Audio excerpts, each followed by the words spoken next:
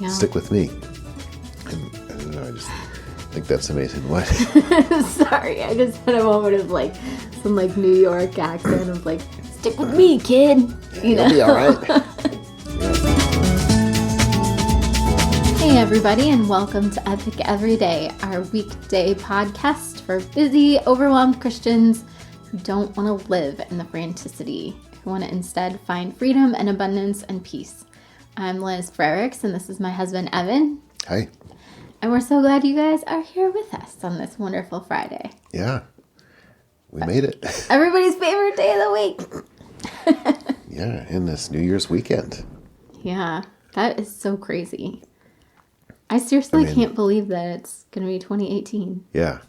I mean, we talk about every day is Opportunity Day. This is a big Huge rollover where opportunity day. we all acknowledge, Monday, New Year's Day. But yeah, every Monday this year we can make an Opportunity Day, can't we? We can. We don't have to stay stuck. So this week we are talking about the Incarnation, which is super awesome. We were just talking about how amazing it is that our theology can change our lives, that theology is so practical. Yeah, that it's not just for stuffy scholars and books, but it's for real life stuff. I like how you said that. Especially since you were talking to me. Yeah, well, you like books, but you're not too stuffy. Thanks. I was going to say, so the fact that I like books makes me stuffy, huh? No, the books are stuffy. Oh, okay. I don't know. Did I say the scholars were stuffy? Anyway. But yeah, real life stuff and that's the way God designed it. I mean, God's relational. He's not Informational. Yeah. He's wants to know us. He wants to be known himself, and he's made his revelation work that way. Yeah, it's pretty awesome. Yeah. So since it's Friday, we're going to talk about being complete, which is being fully present, being in this moment, being engaged with everything that's going on around you, not just, what's right in front of you or what's behind you or... Yeah, or in the past or the future or whatever. Right. And with what's actually happening versus living in denial. With the Incarnation... whenever I think about being complete, I think about the worry-regret spectrum. Like, you're either worried about the future or you're stuck in the past. You have regrets. And I love that the Incarnation is kind of the answer to that. Yeah. Like, the Incarnation is God's declaration that he is transforming things from the inside out. And if you ever were like, hey... is God a God who can change circumstances from the inside out? I mean, he didn't just come down and a blaze of glory and take over the world and transform everything. Like, he became a baby. He transformed our relationship with God through becoming a man. And it's very, very subtle in a lot of ways, even though it's huge. At the same time, it's not flashy. It's right. Well, especially if you think of all of human history, whether you think that's 10,000 years or 15 million, how old are men supposed to be? I don't know. Whatever your idea is, and you take this man's life of 33 years, and he's defined all that stuff you just said, especially in his death and resurrection. Mm-hmm. The past regrets of all of our sin, and then our future hope of a new body and new life in the life after. It's all right there. Yeah, it's so amazing. I love thinking about that stuff.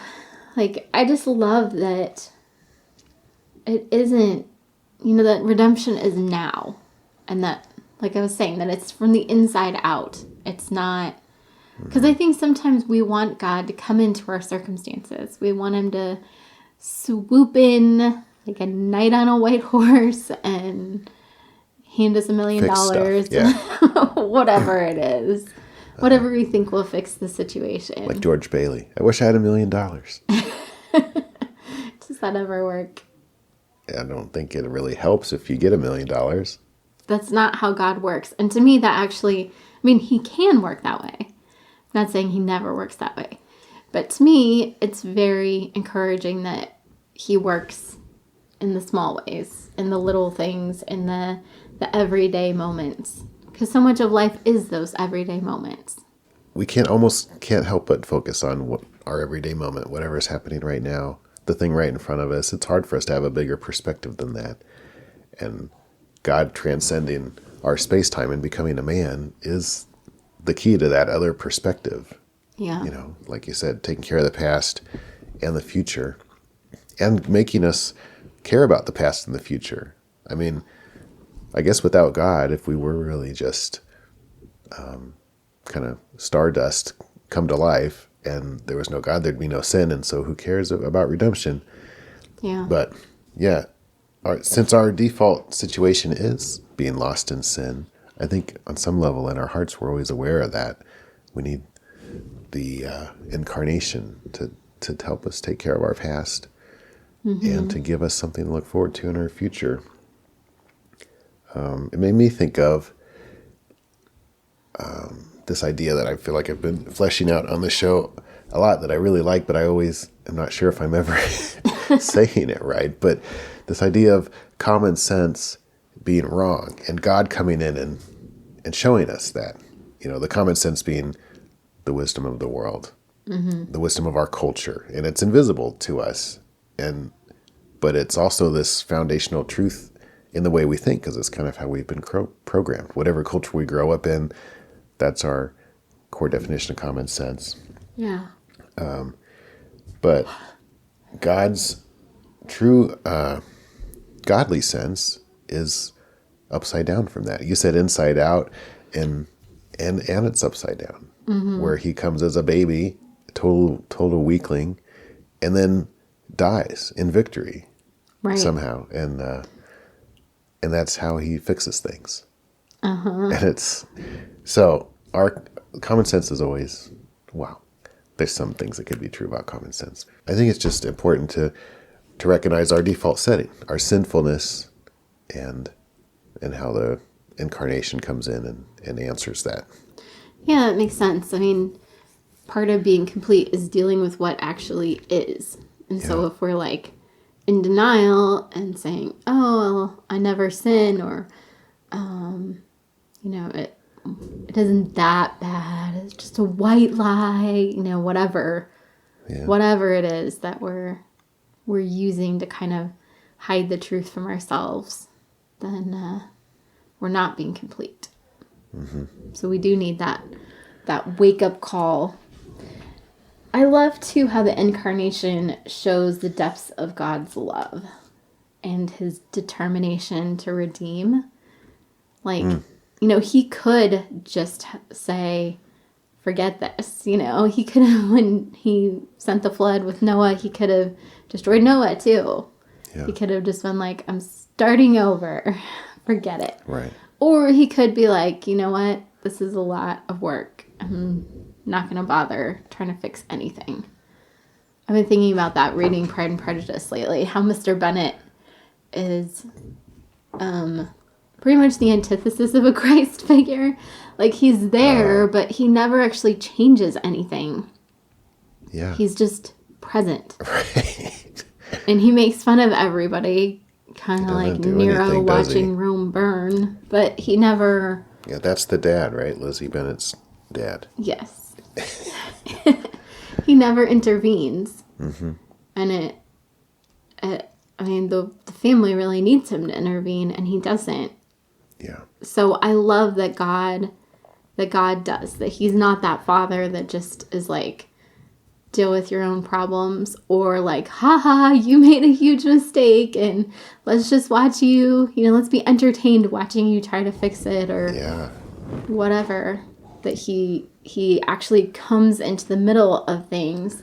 And that's what I love about redemption, that he turns things that are stressful and frustrating and flat out mistakes, and then it turns them into something good. Well, even flat out rebellion. Right. Yeah. I think and it's not even just the redemption. Like, that's the big one. That's the actual key that turns the lock or whatever. But all throughout the Old Testament, we have all these examples. I mean, the sacrificial history and the instructions that the Israelis went through all foreshadow Christ's death, Yeah. and kind of explain some of the logic of how that actually takes care of sin. And so God's constantly like, here's how it works, Yeah. stick with me. And I don't know, I just think that's amazing. What? Sorry, I just had a moment of like some like New York accent of like, stick with me, kid. Yeah, you'll be all right. Yeah. Anyway. I was just thinking of the example of the scapegoat, how God is our scapegoat. Like, before we recorded, I was like, well, I don't know. Sometimes I'm still just baffled. It's like, how does our sin get transferred? Like, how is it not my sin anymore? But Yeah. in the Old Testament, there was a sacrifice where the priest maybe would pick 2 goats. I think it was yearly for the entire nation, maybe would pick 2 goats, and they'd both be treated the same. But then at the end of the ceremony, one of them would be killed. But then the priest would ceremonially place the sins of the people, through prayer on the living goat and drive him out into the wilderness. Mm-hmm. And it would, remain alive. But so that goat would take on the sins of the nation. And we have Jesus taking on our sins, So God's, throughout history, he's been present and interacting and teaching about how his redemption is going to work. Yeah. And to anyone who'll listen, it's incredible. It is. It's really mind-boggling to me that, just the fact that these things are so practical. I remember, I think it was in a Beth Moore study where she was talking about how having the Holy Spirit changes our lives, but it also changes our day. Like, I love that, the Incarnation doesn't just change my life. It's not just a one-time, I asked Jesus to forgive my sins and yay, now I'm going to go to heaven someday. But it's like today, now, when I'm struggling with whatever it is, God can redeem it. He works everything out for the good of those who love him. Yeah. And things that I'm worried about that happened in the past, like those come under the umbrella of redemption, and things that I'm worried about in the future. It's like that verse in Romans talks about, I think it's in Romans, that he who did not spare his own son, but gave him up for us all, how will he not also along with him graciously give us all things? Like, yeah. When we look at it, if we're like, oh man, I don't know, is God going to take care of me in the future? He took care of me to the point of dying for me. I think he's got it covered, Yeah, I think we see God's desire for, not just, boom, you're saved, I'll see you in heaven, but daily interaction and moment by moment. When in the Lord's Prayer, he's like, give us our daily bread. He's telling us to pray like that. Or we're instructed to cast our cares on him. Like, he's interested in the nitty gritty of our life. And I think that's why we love the CSC so much, because they're just so down to earth and practical. And every moment there's a CSC principle that needs to be applied. Yeah. And that's a spiritual, godly principle that draws us closer to him in that moment. It's not just you're born into your family once and you're there forever, right? Your DNA is locked in, but a real family bond is a bond of love. And a bond of love isn't just, it takes time and constant interaction to maintain. Yeah. Without work, it goes away. Yeah. And that's the bond that God has for us and that he wants to continue to nurture. And a perfect example is him coming to earth as a man. Okay, well, hopefully that gives us all something to think about. I know I need reminded that there's like, it's like the Incarnation, like we talked about earlier this week, that it's that force field that gives us room to breathe. Like, there's room for us to be now and to not worry about the past or the future. Yeah, and actually, that's a tremendous amount of freedom. I think sometimes we don't realize that. Yeah. We think going into the past or the future would give us more freedom, right? It's a bigger range, but that's not how it works. Well, we love you guys, and we're praying for you. Thanks to everybody that's been sharing the show. We really appreciate it. If you have found this podcast helpful, please do continue to share it. I come back next week. We're going to talk about whipping your year into shape. That's right. It's going to be awesome. Yeah, it is. That's just, we can't whip the whole year into shape in one day, though. So, one day at a time. All right. We'll talk to you guys later. Have a good See weekend. See you next year. Is that right? On the first? Yeah.